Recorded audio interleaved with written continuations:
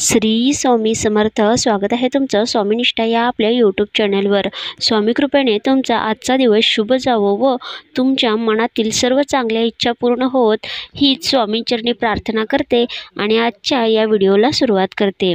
आषाढ महिन्याच्या शुक्ल पक्षातील एकादशी तिथीला 17 जुलैपासून चातुर्मास सुरू होत असून कार्तिक महिन्याच्या शुक्ल पक्षातील एकादशी तिथीला 12 नोव्हेंबरला समाप्त होतो. चातुर्मासात 4 महिने असतात, ते म्हणजे श्रावण, भाद्रपद, अश्विन आणि कार्तिक. चातुर्मासात भगवान विष्णू योग निद्रेमध्ये जातात आणि त्यानंतर भगवान शिव 4 महिने सृष्टीचे संचालन करतात. पुराण आणि शास्त्रानुसार चातुर्मासात भगवान विष्णू आणि माता लक्ष्मींची पूजा केल्याने जीवनातील सर्व संकटे दूर होतात आणि त्यांच्या नामस्मरणाने सर्व पापे नष्ट होतात. तसेच कुंडलीतील सर्व दोष दूर होऊन जीवनामध्ये सुख आणि समृद्धी तसेच आर्थिक लाभ होतो. मनुष्याचे 1 वर्ष हे देवांची एक अहोरात्र असते. जसजसे एका माध्यमातून दुसऱ्या माध्यमात जाऊ तसतसे काळाचे परिमाण हे बदलते. ते आता अंतरिक्षात चंद्रावर जाऊन परत आलेल्यांनी आपल्या अनुभवावरून सिद्ध केले आहे. दक्षिणायन ही देवांची रात्र असून उत्तरायण हा त्यांचा दिवस असतो. कर्क संक्रांतीस उत्तरायण पूर्ण होऊन दक्षिणायन सुरू होते, म्हणजेच देवांची रात्र सुरू होते. कर्क संक्रांत आषाढ महिन्यात येते म्हणून आषाढ शुद्ध एकादशी शयनी एकादशी असे म्हणतात, कारण या दिवशी देव झोपी जातात अशी कल्पना आहे व कार्तिक शुद्ध एकादशीत जागे होतात. वस्तुतः एकादशीपर्यंत 4च महिने पूर्ण होतात. याचा अर्थ असा की 1/3 रात्र शिल्लक आहे, तोच देव जागे होतात व आपले व्यवहार करू लागतात. देवांच्या निद्रा काळात असुर प्रबळ होतात व मानवाला त्रास देऊ लागतात. त्या असुरापासून स्वतःचे संरक्षण करण्यासाठी प्रत्येकाने या चातुर्मासात काहीतरी व्रत करणे आवश्यक आहे असे धर्मशास्त्र सांगते.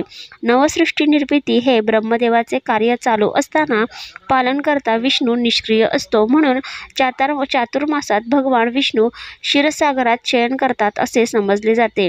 म्हणून या कालावधीत विवाहादी विधी वर्ज्य आहे. आता पाहूया चातुर्मासामध्ये काय करावे आणि काय करू नये. चातुर्मासात तपश्चर्या आणि भक्ती अवस्थेत राहून दररोज सत्यनारायणची कथा, जप आणि श्रवण करणे अत्यंत शुभ मानले जाते. चातुर्मासात देवतेची पूजा, प्रार्थना, सत्संग, दान, यज्ञ, तर्पण, संयम व उपासना करावी. चातुर्मासात ब्रह्मचर्य पाळून समाजकार्य करावे. चातुर्मासात सूर्योदयापूर्वी उठून भगवान विष्णू आणि देवी लक्ष्मींची पूजा करावी.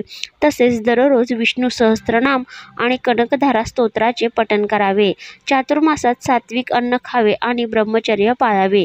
याशिवाय अन्नदान, दिवेदान, वस्त्रदान, सावलीदान आणि श्रमदान या 5 प्रकारच्या दानांना विशेष महत्त्व आहे.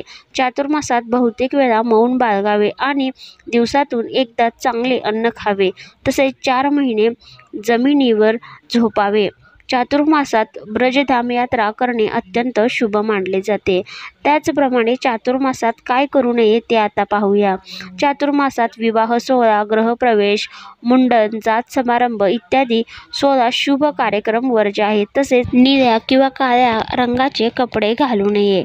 चातुर्मासात केस आणि दाढी कापू नये. तसेच कठोर शब्द, अनैतिक कृत्ये, खोटे बोलणे इत्यादी टाळावेत. चातुर्मासात तेल, दूध, दही, साखर, मिठाई, लोणची, पालेभाज्या यापासून बनवलेल्या वस्तू, मसालेदार अन्न, मांस, मद्य, सुपारी इत्यादींचे सेवन टाळावे.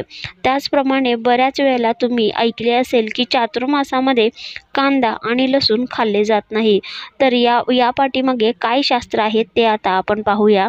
चातुर्मासात कांदा, लसूण खाण्यास मनाई का असते याचे पौराणिक कारण काय, त्यामागे एक पौराणिक कथा आहे.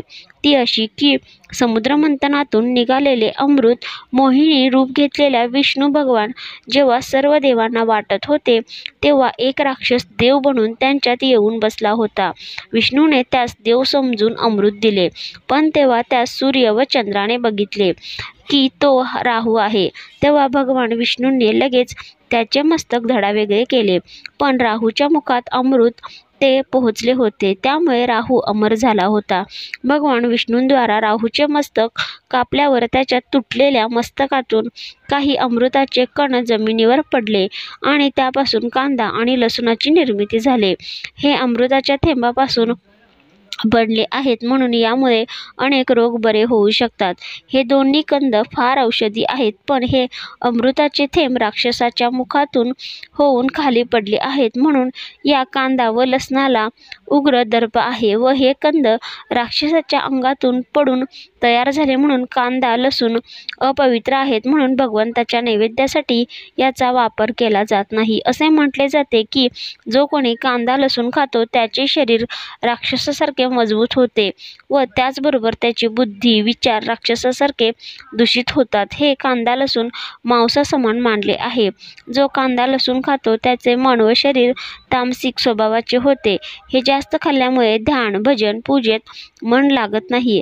त्याचप्रमाणे सर्व सेवा पतन होते, म्हणून कांदा लसूण हे चातुर्मासात खाण्यासाठी शास्त्राने मनाई केली आहे. तर मित्रांनो, या चातुर्मासात भगवान विष्णूंच्या करावयाच्या काही खास सेवा. अत्यंत प्रभावी सेवा म्हणजे विष्णू सहस्त्रनामाचे पठण करणे. दररोज चातुर्मासात तुम्ही जर विष्णू सहस्त्रनामाचे पठण केले तर भगवान विष्णू हे तुमच्या मनातील सर्व इच्छा पूर्ण करतात. तसेच घरामध्ये सुख शांती आणि समृद्धी येण्यासाठी तुम्ही गोपद्म व्रत करू शकता. तर या व्रताची सुरुवात आषाढी एकादशीपासून होते. या दिवसापासून दररोज घरामध्ये सकाळी गायीची 33 गोपदे काढायची आहे. देवघरामध्ये काढू शकता किंवा दारामध्ये सुद्धा तुम्ही काढू शकता. तर आषाढी एकादशीपासून या व्रताची सुरुवात करावी व ज्या वेळेला चातुर्मास संपतो त्यावेळेला याची सांगता होते. गायीच्या पावलामध्ये अनेक देवी देवतांचा वास असतो, म्हणून ज्या घरामध्ये गोपद्म व्रत केले जाते त्या घरामध्ये सुख शांती समृद्धी येते असे मानण्यात येते. तर अशी ही चातुर्मासाची संपूर्ण माहिती. तर अजूनही चॅनलला सबस्क्राईब केले नसेल तर सबस्क्राईब करा, व्हिडिओला लाईक करा. तर भेटूया अशाच एका नवीन व्हिडिओसोबत. तोपर्यंत श्री स्वामी समर्थ.